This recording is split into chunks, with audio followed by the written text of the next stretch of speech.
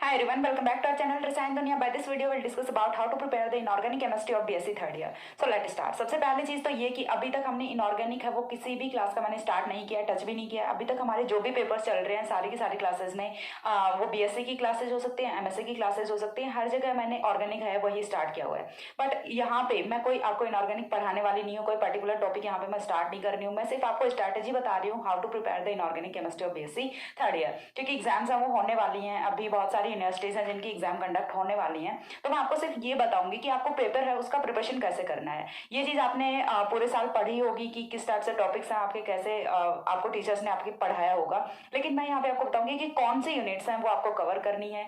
Strategy में जैसे कि एमएससी का मैंने स्टार्ट किया हुआ है, स्ट्रेटजी में मैं आपको कोई 3 यूनिट बताती हूँ जो कि इजीएस्ट यूनिट होती है किसी भी पेपर की, वो आपको करनी होती है। और वो आप कौन सी 3 यूनिट्स कर सकते हैं वही मैं आपको यहाँ पे डिस्कस करने वाली हूँ। ठीक है, देखिए इससे काफी ज्यादा हेल्प हो जाती है। जो बच्चे इंटेलिजेंट हैं, जो सारी की सारी यूनिट्स हैं वो प्रिपेयर कर रहे हैं, तो उनके लिए तो चलो ये वीडियो वो नहीं हो सकता। ठीक है, बिकॉज वो तो अपना पूरा का पूरा प्रिपरेशन है वो इनिशियल डे से ही कर रहे होते हैं। ठीक है, बट जो बच्चे जो कुछ रीजंस की वजह से जिनकी प्रिपरेशन नहीं हो पाती, उनके लिए क्या करना, उन्हें कौन सी यूनिट्स पढ़नी होती हैं, वो चीज यहाँ पे मैं आपको बताऊंगी कि पहले आप स्टार्ट कहाँ से कर सकते हैं। ठीक है, तो देखिए स्टार्ट करते हैं। सबसे पहले आपकी 5 यूनिट्स हैं। देखिए अगेन एक और चीज मैं आपको बता रही हूँ कि यूनिवर्सिटी वाइज आपका सिलेबस है वो वेरी कर सकता है। आपकी यूनिट्स है उनमें 1-2 टॉपिक इधर उधर हो सकते हैं, वो यूनिवर्सिटी वाइज होगा।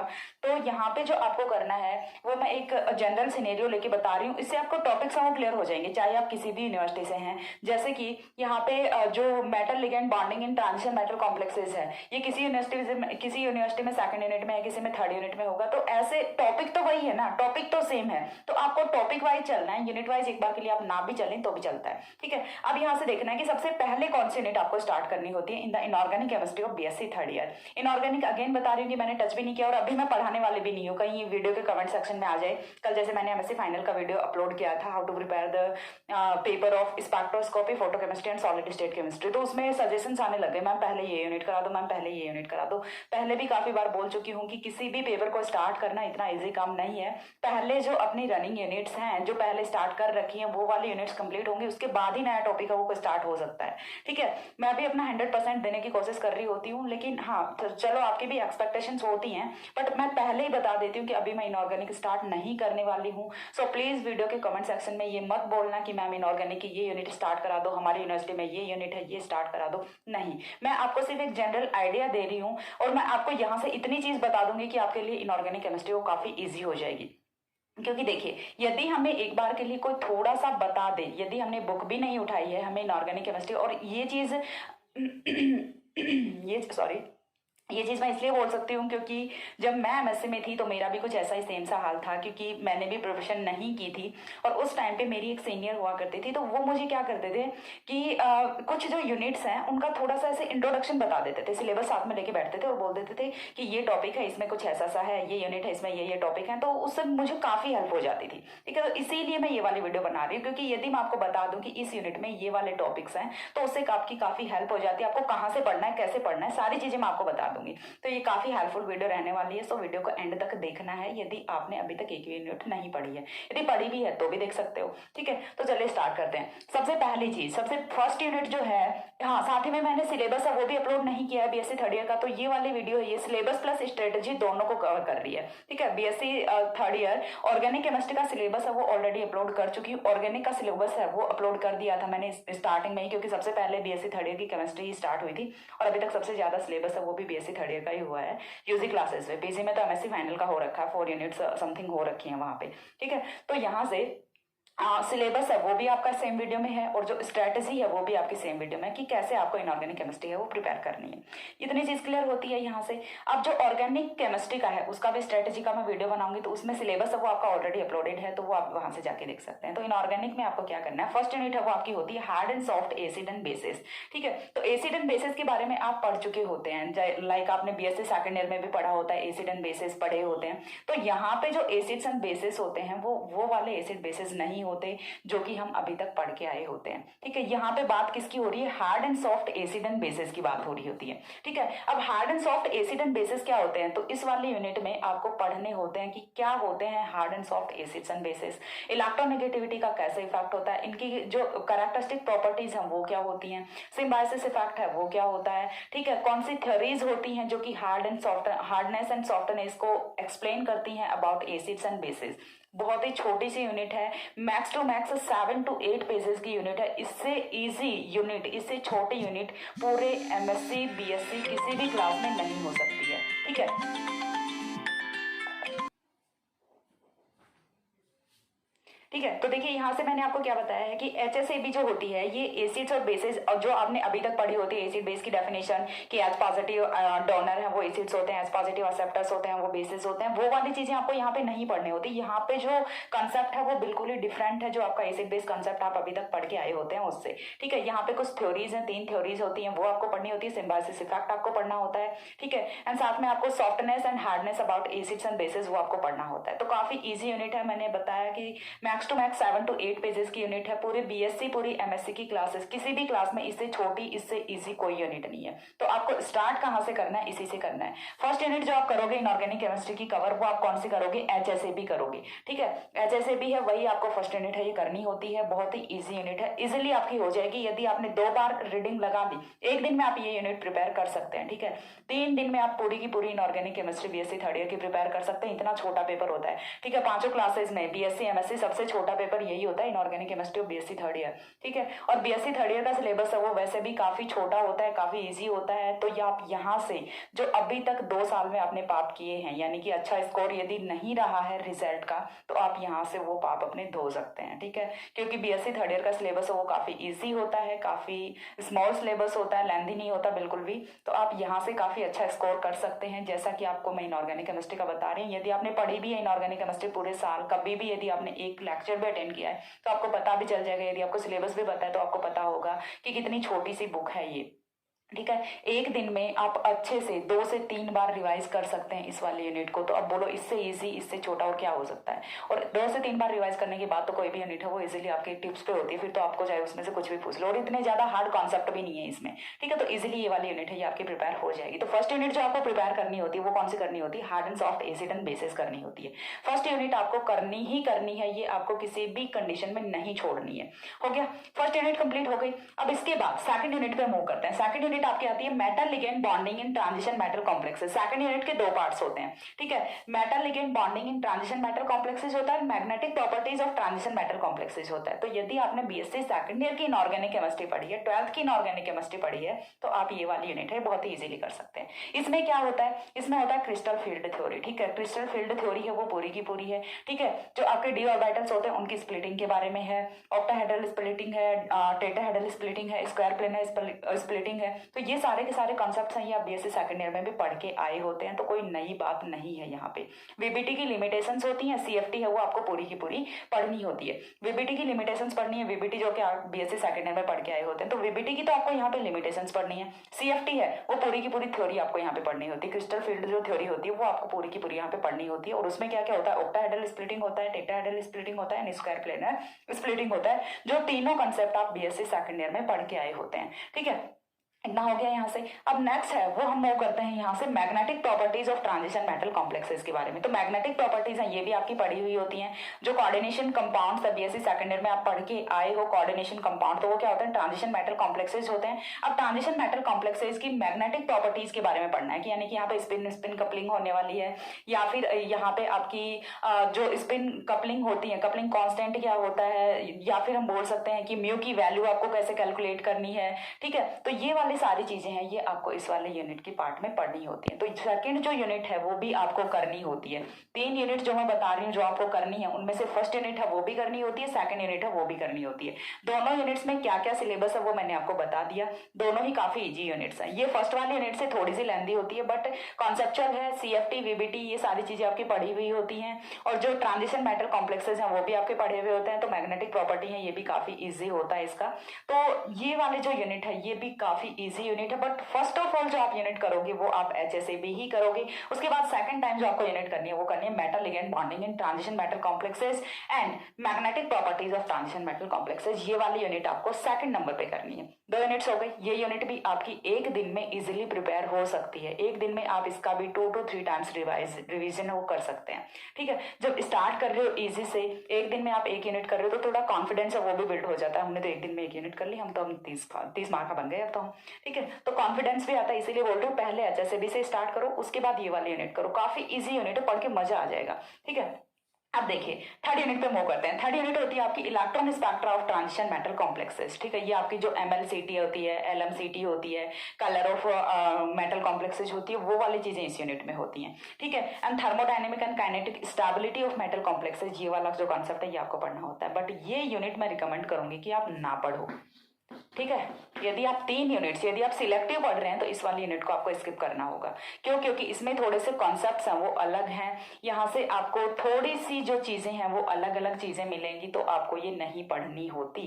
ठीक है, क्यों? क्योंकि यहाँ पे आपको कुछ चीजें हैं वो कैलकुलेट भी करनी पड़ती हैं, जैसे कि थर्मोडायनेमिक स्टेबिलिटी है, kinetic stability of metal complexes है, ये आपके लिए थोड़े से न्यू एस्पेक्ट होते हैं। साथ ही यहाँ से इलेक्ट्रॉनिक स्पेक्ट्रा की यदि हम बात करें तो MLCT, LMCT, इनके बारे में आपका थोड़ा बहुत पढ़ा हुआ होता है, लेकिन जो बहुत ज्यादा डिटेल में आपने इन्हें नहीं पढ़ा होता। साथ में यहाँ पे टर्म सिंबल कैलकुलेट करना, ये ऐसी कुछ चीजें भी होती हैं, तो ये थोड़े से न्यू एस्पेक्ट आपके लिए होने वाले हैं, सो दैट आप एक बार के लिए इस यूनिट को स्किप कीजिए। ठीक है, उसके बाद हम मूव करते हैं फोर्थ यूनिट पे। फोर्थ यूनिट होती है आपकी ऑर्गेनोमेटेलिक केमिस्ट्री। ऑर्गेनोमेटेलिक केमिस्ट्री आपको पढ़नी होती है या फिर नहीं पढ़नी होती, ये चीज मैं आपको बताती हूँ। तो ऑर्गेनोमेटेलिक केमिस्ट्री और जो आपकी फिफ्थ यूनिट है बायोइनऑर्गेनिक केमिस्ट्री, इन दोनों में से आप यदि ऑर्गेनोमेटेलिक केमिस्ट्री करते हैं तो ये ज्यादा इजी रहेगा।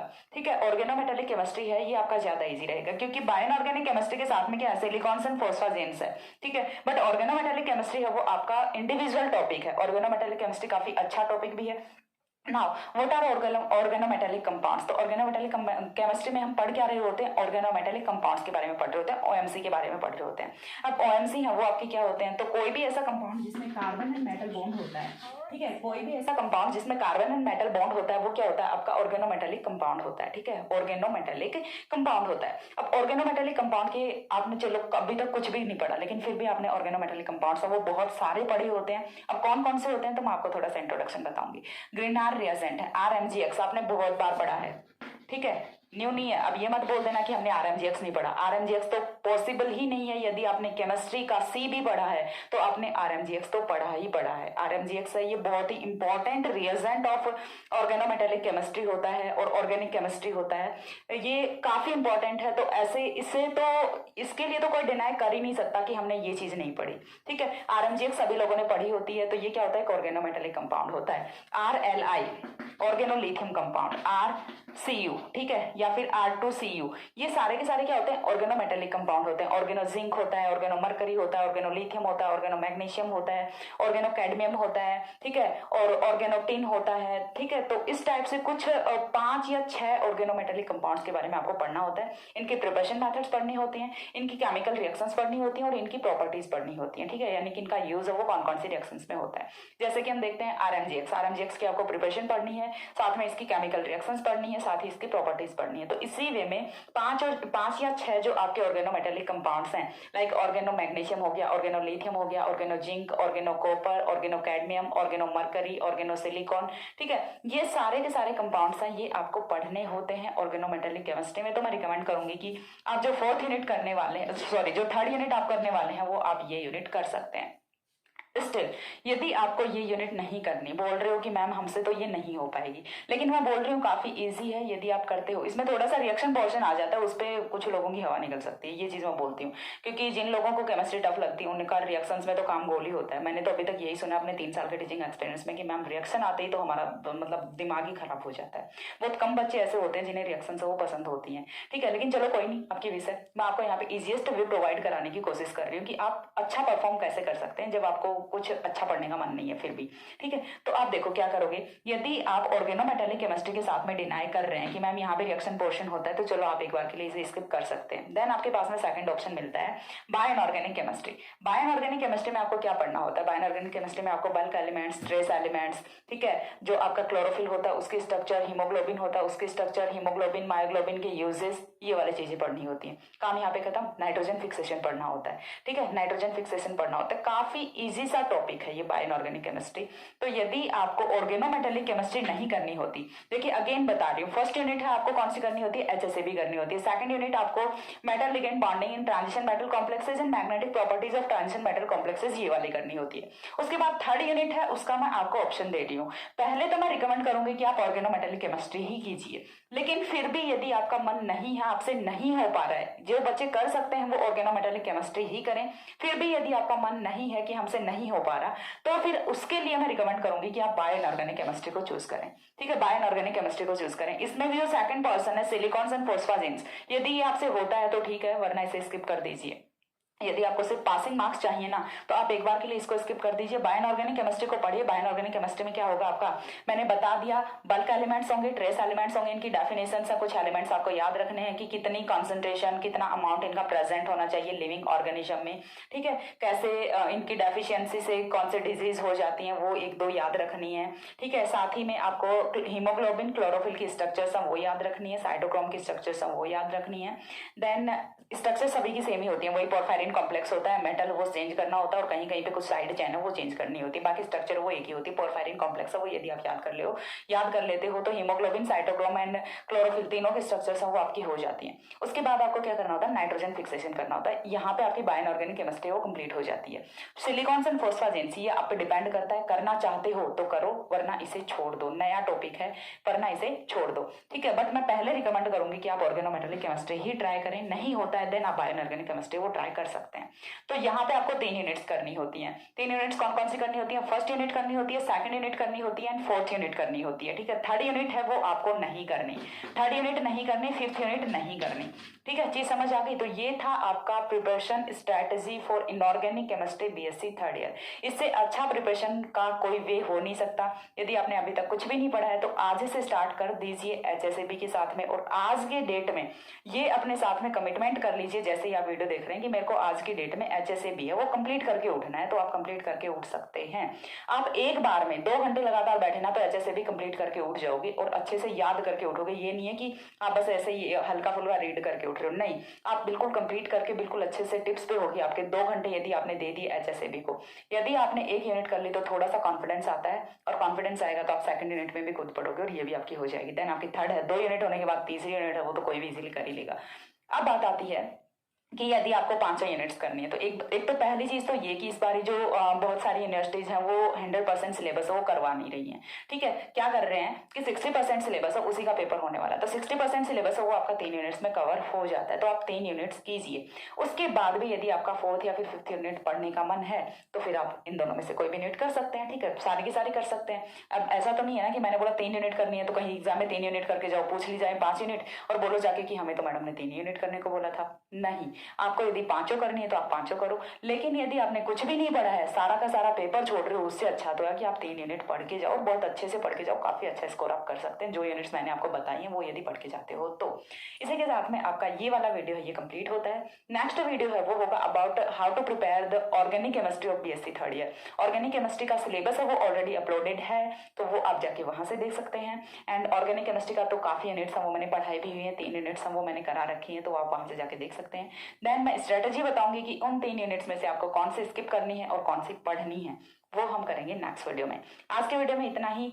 यदि आपको वीडियो पसंद आता है तो आप मुझे प्लीज कमेंट सेक्शन में बताइए कि आपको ऑर्गेनिक की स्ट्रेटेजी चाहिए या फिर नहीं चाहिए, ठीक है। पहले आप लोगों से पूछ तो लूँ, खुद ही बोल रही हूँ कि मैं बनाऊंगी वीडियो, ठीक है। कमेंट सेक्शन में कमेंट करके जरूर बताना कि ऑर्गेनिक की स्ट्रेटेजी या फिर फिजिकल की स्ट्रेटेजी चाहिए या फिर नहीं चाहिए, ठीक है। यदि आपको चाहिए देन मैं बना दूंगी, नहीं चाहिए तो ठीक है, prepare by your self and best of luck for your exam. हाँ, आज की वीडियो में इतना ही, मिलते हैं दूसरे वीडियो में, तब तक के लिए सी या, have a good day, thanks for watching.